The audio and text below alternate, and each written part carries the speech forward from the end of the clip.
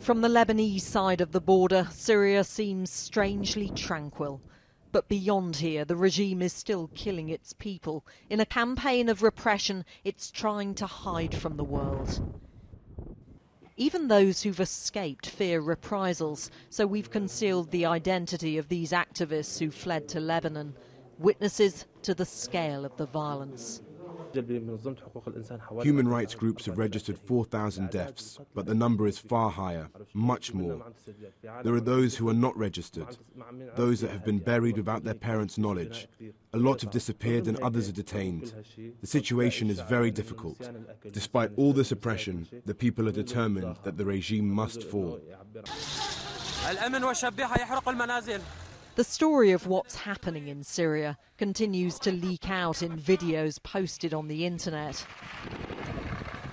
Snatched images of a country that seems to be sliding towards civil war. In Damascus, defecting soldiers are seen pledging their allegiance to the rebel Free Syrian Army. The forces carried out attacks in the capital and across the country, killing dozens of government troops in the past few days alone.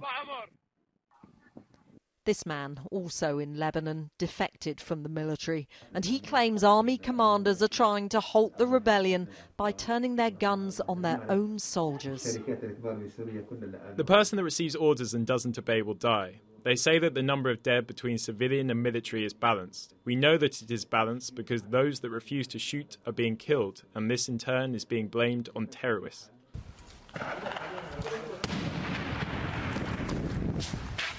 The regime still blames all of the violence on foreign-sponsored armed gangs.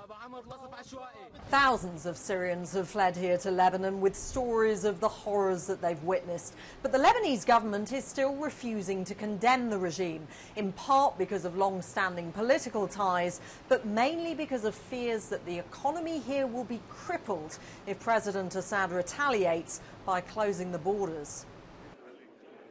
But Syria is fast running out of allies. The Arab League's move to suspend it and start talks with the opposition leaves the regime more isolated than ever. But still, the bloodshed goes on. Emma Hurd, Sky News, Beirut.